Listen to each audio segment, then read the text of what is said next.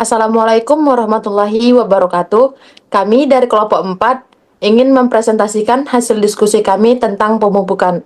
Sebelum kami masuk ke materi, izinkan kami memperkenalkan diri terlebih dahulu.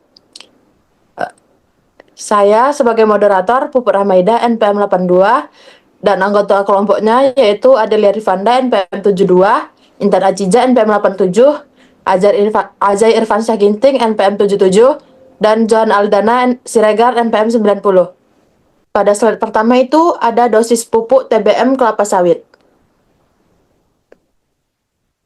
Dosis pupuk pada tanaman belum menghasilkan TBM diberikan berdasarkan umur tanaman dalam bulan. Pemupukan bertujuan untuk mendukung pertumbuhan vegetatif awal kelapa sawit agar optimal. Jenis pupuk yang digunakan meliputi urea atau JA sebagai sumber nitrogen, RP sebagai sumber fosfor, MOP sebagai sumber kalium, Kieserit sebagai sumber magnesium, serta HGF borate sebagai sumber boron. Dosis pupuk dinyatakan dalam satuan kilogram per pohon dan diberikan secara bertahap mulai saat tanam hingga TBM 3. Akumulasi dosis pupuk TBM.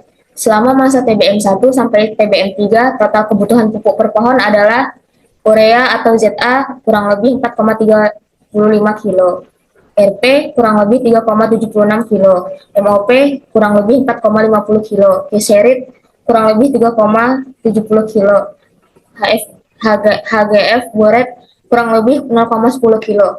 Dosis ini merupakan akumulasi dari beberapa kali aplikasi sesuai umur tanaman. Selanjutnya ada penaburan pupuk pada TBM. Aplikasi pemupukan pada TBM dilakukan dengan sistem piringan di sekitar batang tanaman. Lebar piringan disesuaikan dengan umur tanaman, yaitu TBM pertama lebar piringan 1,0 meter, TBM kedua lebar piringan 1,5 meter, TBM ketiga lebar piringan 2,0 meter. Pupuk ditaburkan di permukaan tanah piringan dari pangkal batang ke arah tepi piringan. Nah, selanjutnya jarak penaburan pupuk berbeda tergantung jenis unsur hara. Nah, poin pertama itu boron 0 sampai 50 cm dari pangkal batang. Yang kedua nitrogen 50 sampai 100 cm.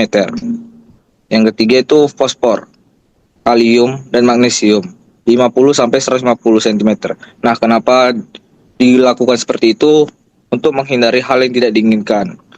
Selanjutnya, pengaturan jarak ini bertujuan agar penyerapan hara oleh akar tanaman itu lebih efektif. Dosis pupuk TM. Pemupukan TM dilakukan 2 semester, yaitu semester 1 dan semester 2. Jenis pupuk yang digunakan meliputi urea atau ZA, RP atau TSP, MOP, Kieserit, dan AGF borate. Total kebutuhan pupuk per pohon dalam 1 tahun merupakan akumulasi dari kedua semester tersebut. Selanjutnya, cara penaburan pupuk pada TM.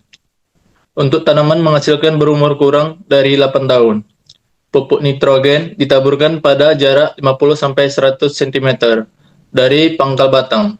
Sedangkan pupuk fosfor, kalium, dan magnesium ditaburkan pada jarak 100-250 cm. Untuk tanam menghasilkan berumur lebih dari 8 tahun, seluruh jenis pupuk ditaburkan pada jarak 100-250 cm dari pangkal batang. Pupuk ditabur merata di permukaan piringan.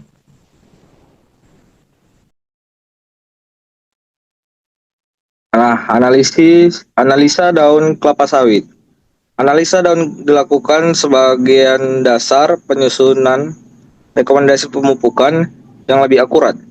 Satuan pengambilan contoh daun disebut kesatuan contoh daun atau KCD.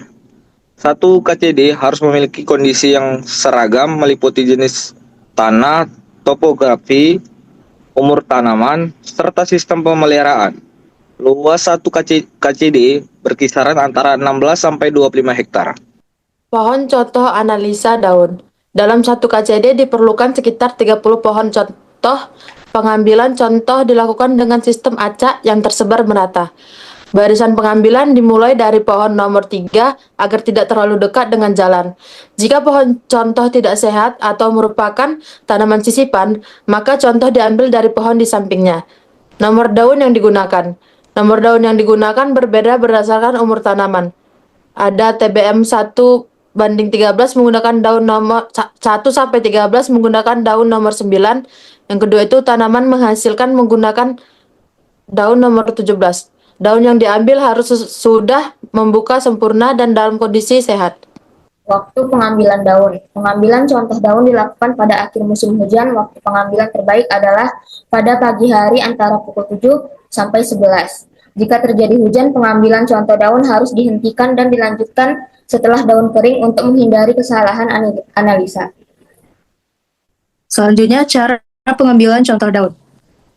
Pengambilan dilakukan dengan memotong pelepah sesuai nomor daun yang ditentukan. Anak daun diambil dari bagian tengah pelepah, baik dari sisi kiri maupun kanan. Daun kemudian dibersihkan, dikeringkan dalam oven, diberi label lengkap, dan dikirim ke laboratorium untuk dianalisis. Hasil analisa daun digunakan sebagai dasar rekomendasi pemupukan berikutnya. Sekian hasil presentasi kami, kurang dan lebihnya kami mohon maaf. Kami akhiri. Assalamualaikum warahmatullahi wabarakatuh.